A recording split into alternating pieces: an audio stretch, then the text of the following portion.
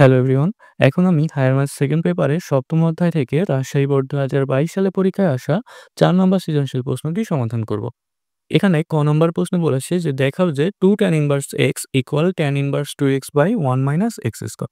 তো প্রথমে আমরা মনে করব যে tan inverse x equal theta.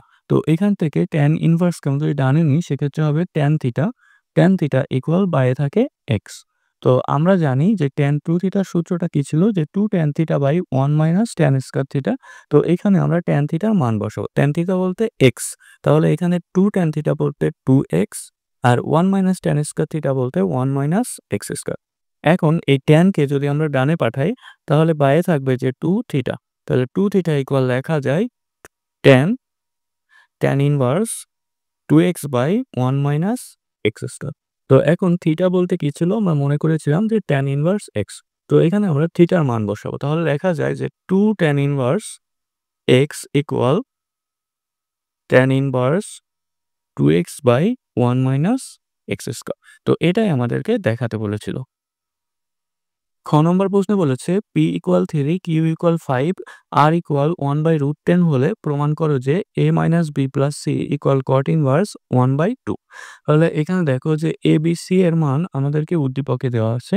তো আমরা বাম পক্ষে এই a b c এর মান বসিয়ে সমাধান করা শুরু করব। তাহলে এখানে লিখেছি যে দেওয়া আছে এই মানগুলা এবং বাম পক্ষ a minus b plus c। তো এখানে আমরা a b c এর মান বসাবো। তাহলে a বলতে sec ইনভার্স √5 ছিল, sec ইনভার্স √5 মাইনাস b হচ্ছে half sine inverse p by Q. তাহলে half sine inverse p by Q plus c হচ্ছে sine inverse r, sine inverse r। তো এখন দেখো এই যে sec ইনভার্স √5 এটাকে যেমন আছে ঠিক তেমন রেখে দিব, মাইনাস হাফ সাইন ইনভার্স এখানে আমরা p আর q এর মান বসাবো। p এর মান 3, q এর মান 5। তাহলে এখানে লেখা যায় 3/5 প্লাস এখানে সাইন ইনভার্স r অর্থাৎ সাইন ইনভার্স r এর মান 1/√10। তো প্রথমে আমরা এই যে সাইন ইনভার্স 1/√10 এটাকে আমরা tan ইনভার্সে নিব। তো আর এই দুইটা মানকে যেমন আছে ঠিক তেমন রেখে দেব যে sec inverse √5 minus half sine inverse 3/5 plus এখানে সাইন ইনভার্সকে আমরা tan ইনভার্সে কিভাবে নিব? পিথাগোরাসের সূত্রের মাধ্যমে। তাহলে সাইন মানে লম্ব বাই অতিভুজ। তাহলে লম্বের মান 1, অতিভুজের মান √10। সেক্ষেত্রে আমাদের ভূমির মান কি হবে? অতিভুজ স্কয়ার থেকে আমরা লম্ব স্কয়ার বিয়োগ করব, তার রুট হবে। তাহলে এখানে দেখো 10 মাইনাস 1 মানে 9, 9 কে রুট করলে হয় 3। অর্থাৎ এখানে ভূমির মান 3। সেক্ষেত্রে আমাদের tan ইনভার্সের মান হবে লম্ব বাই ভূমি অর্থাৎ 1/3। তো এখন আমরা এই প্রথম দুইটা রাশিকে যেমন আছে ঠিক তেমন রেখে দিব যে sec inverse √5 minus half sine inverse 3/5 plus এখানে tan ইনভার্স 1/3 আছে, এটাকে হাফ ইনটু 2 tan ইনভার্স 1/3 দেব। তো এইটা দেওয়ার উদ্দেশ্য হচ্ছে এখানে আমরা 2 tan ইনভার্স x এইটার সূত্রটা বসাবো। যে 2 tan ইনভার্স x এর সূত্রটি কি ছিল? যে sine inverse 2x by 1 plus x square. তো এটাকে সাইন ইনভার্সে নেওয়ার উদ্দেশ্য হচ্ছে এই মানটা আসবে, তো এই দুইটা মান কেটে যাবে। তো এখন এই যে প্রথম দুইটা যেমন আছে ঠিক তেমন লিখে দেব যে sec inverse √5 minus half sine inverse 3/5 আর এইখানে এই যে হাফকে রেখে দিব ইনটু 2 tan ইনভার্স x এর আমরা সাইন ইনভার্সের সূত্রটি বসাবো। তো সাইন ইনভার্স সূত্রটি ছিল 2x মানে 2 ইনটু 1/3 আর নিচে 1 প্লাস x স্কয়ার অর্থাৎ 1 প্লাস 1/3 এর হোল স্কয়ার। তো এখন আমরা এই তৃতীয় রাশিতে এখানে ক্যালকুলেশন করব। আর প্রথম দুইটা রাশিকে যেমন আছে ঠিক তেমন রেখে দেব যে sec inverse √5 minus half sine inverse 3/5 plus half এখানে সাইন ইনভার্স উপরে দেখো উপরে হবে 2/3 আর নিচে যদি আমরা একবার লসাগু করি এখানে হবে 1/9। তাহলে এখানে 9 আর এখানে 9 প্লাস 1। তো পরবর্তী লাইনে এখানে ভাগ আছে এটাকে আমরা গুণ দিয়ে উল্টায় দেব আর প্রথম দুইটা রাশি যেমন আছে তেমন থাকবে। তাহলে sec inverse √5 minus half sine inverse 3/5 plus half এখানে সাইন ইনভার্স তো উপরে ছিল 2/3 ইনটু নিচে ছিল 10/9 অর্থাৎ 9 উপরে যাবে 10 নিচে আসবে। তো এখানে কাটাকাটি করলে দেখো 2 দিয়ে 10 কে কাটলে 5, 3 দিয়ে 9 কে কাটলে 3, তার মানে 3/5 থাকবে। তো এখানে sec inverse √5 minus half sine inverse 3/5 আর এখানে প্লাস হাফ সাইন ইনভার্স 3/5। তো 3/5 তাহলে এখানে দেখো যে এই ২ টা মান কিন্তু কেটে যায়। সেক্ষেত্রে আমাদের মান থাকে কি sec ইনভার্স √5। তো এখানে শুধু থাকে sec ইনভার্স √5। তো আমাদের প্রমাণে কিন্তু প্রমাণ করতে বলেছিল কি cot ইনভার্স 1/2। তাহলে আমাদের উদ্দেশ্য sec ইনভার্সকে cot ইনভার্সে নিয়ে যাওয়া। তো sec ইনভার্সকে আমরা cot ইনভার্সে কিভাবে নিব? এই সমকোণী ত্রিভুজ এবং পিথাগোরাসের সূত্রের সাহায্যে। তাহলে sec মানে কি ছিল? অতিভুজ বাই ভূমি। তাহলে এখানে অতিভুজের মান √5, ভূমি এর মান কিন্তু 1। সেক্ষেত্রে লম্বের মান কি হবে এখানে? লম্বের মান হবে √5 এর স্কয়ার মাইনাস 1 এর স্কয়ার তার রুট। দেখো √5 এর স্কয়ার করলে 5, 5 থেকে 1 বিয়োগ করলে 4, 4 কে রুট করলে এখানে হবে 2। তাহলে এইখানে আমরা যদি এটাকে tan ইনভার্স এ নিতে চাই তাহলে tan না cot ইনভার্স এ নিব আমরা। তাহলে cot মানে কি ছিল? ভূমি বাই লম্ব। তাহলে cot ইনভার্স এখানে ভূমি এর মান 1, লম্বের মান 2। তাহলে এখানে হবে cot ইনভার্স 1/2। তো এটাই কিন্তু আমাদের ডান পক্ষ। গ নম্বর প্রশ্নে বলেছে আলফা ইকুয়াল 1 বিটা ইকুয়াল 3 হলে -π হতে π ব্যবধির মধ্যে 2f(x) * g(x) ইকুয়াল 1 সমীকরণের সমাধান নির্ণয় করো। তাহলে এখানে দেখো আমাদেরকে উদ্দীপকে দেওয়া আছে f(x) equal sin alpha x, g(x) equal sin beta x। তো এই দুইটা সমীকরণে আমরা প্রথমে আলফা এবং বিটার মান বসিয়ে f(x) এবং g(x) এর মান নির্ণয় করব। পরবর্তীতে এইখানে f(x) এবং g(x) এর মান বসিয়ে সমাধান করা শুরু করব। তাহলে এখানে আমি লিখেছি যে দেওয়া আছে f(x) equal sin alpha x, g(x) equal sin beta x। তো আলফা ইকুয়াল 1 বিটা ইকুয়াল 3 হলে দেখো এখানে যদি আলফার মান বসাই সেক্ষেত্রে f(x) এর মান কি হয় sin x এবং এখানে যদি বিটার মান 3 বসাই সেক্ষেত্রে g(x) এর মান হয় sin 3x। তো এখানে আমরা প্রশ্ন মতে আমাদের কোশ্চেনে দেওয়া ছিল যে 2f(x) * g(x) ইকুয়াল 1। তো এখানে আমরা এখন f(x) এবং g(x) এর মান বসাবো।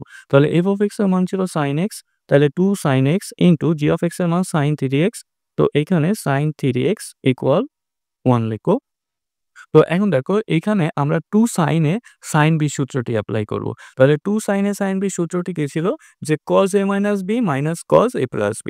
তাহলে এখানে cos a - b অর্থাৎ এখানে যদি আমরা এই 3x কে a মনে করি আর x কে b মনে করি, সেক্ষেত্রে a - b ইকুয়াল কি হবে? এখানে হবে আচ্ছা এখানে এক লাইন বেশি লিখি যে 3x - x আর মাইনাস cos a + b অর্থাৎ 3x + x ইকুয়াল 1।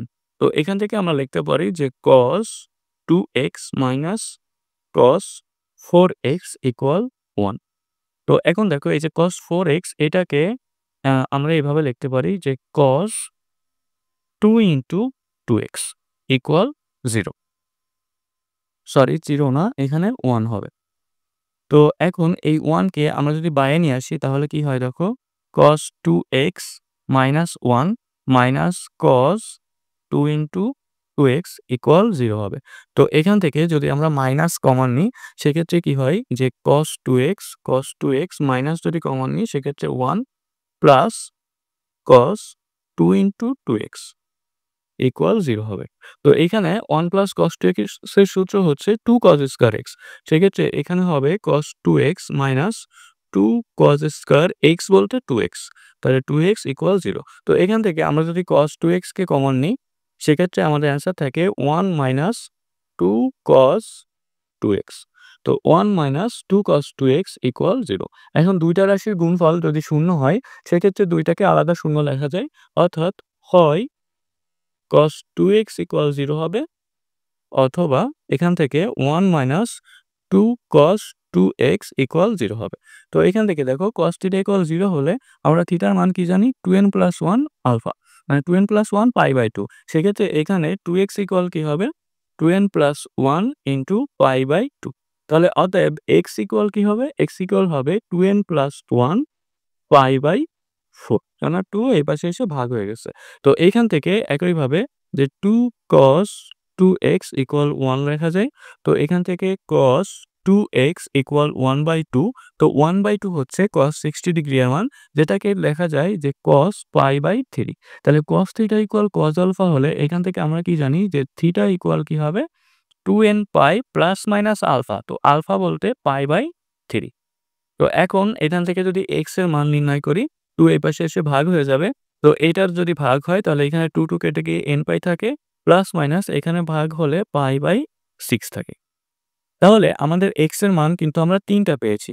এখানে একটা আর এখানে ২ টা। তাহলে অতএব আমরা লিখব যে অতএব x ইকুয়াল এখান থেকে 2n + 1 π/4 আর এখান থেকে একটা হচ্ছে nπ প্লাস π/6 আর একটা হচ্ছে nπ মাইনাস π/6। তাহলে nπ মাইনাস π/6। তো আমাদের যেহেতু ব্যবধি দেওয়া ছিল যে আমাদের ব্যবধি কত দেওয়া ছিল -π থেকে π পর্যন্ত। সেহেতু এখানে আমরা এখন n এর মান বসাবো। তো প্রথমে n এর মান যদি 0 হয়, তো n এর মান 0 হলে দেখো কি হয় n = 0 হলে x কি হবে? এখানে 0 বসাও। তাহলে এখানে থাকে শুধু π/4 তো এখানে থাকে π/6 এখানে -π/6 π/6 এখানে -π/6। একইভাবে যদি n = 1 হয়, n = 1 হলে x কি হবে?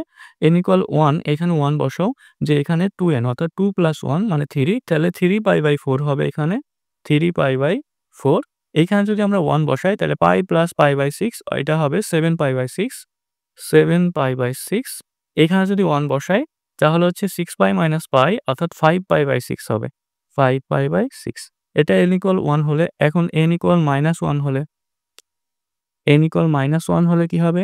n = -1 এখানে বসাও। তাহলে এখানে কি হবে?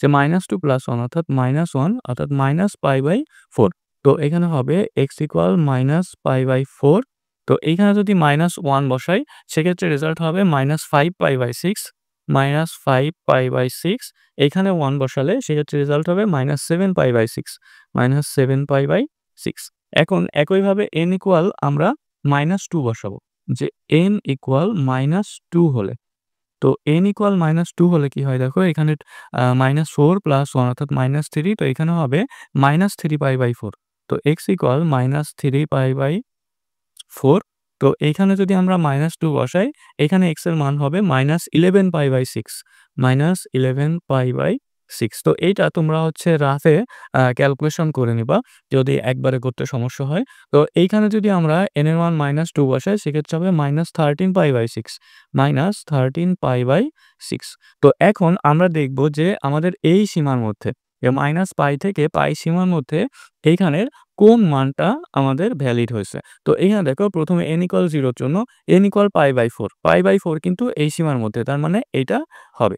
তো একইভাবে এই যে π/6 ও কিন্তু এই সীমার মধ্যে এটাও হবে। তো -π/6 এটাও হবে। তো এখানে n = 1 এর জন্য দেখো এখানে n = 1 এর জন্য যে 3π/4 এটাও কিন্তু গ্রান্টেড কিন্তু 7π/6 এটা কিন্তু π থেকে বড় তার মানে এটা হবে না। আবার 5π/6 এটা π এর মধ্যেই আছে তার মানে এটা হবে। আবার n = -1 এর জন্য এখানে -π/4 হবে, -5π/6 ও হবে কিন্তু -7π/6 এটা কিন্তু -π এর থেকে ছোট। তার মানে এটা হবে না। তো এখানে -3π/4 এটা হবে, এটা -π এর থেকে ছোট হয়ে যায়, এটা বাদ।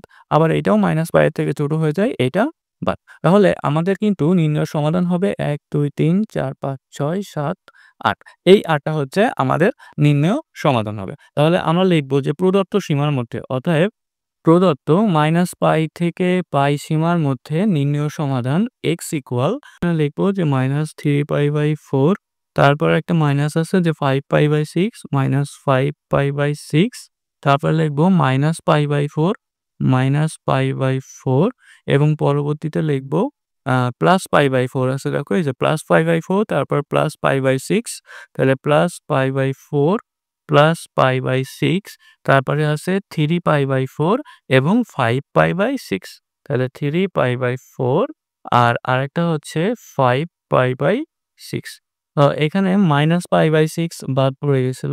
এখানে আরেকটা আছে যে -π/6 তো এগুলাই আমাদের নির্ণেয় সমাধান।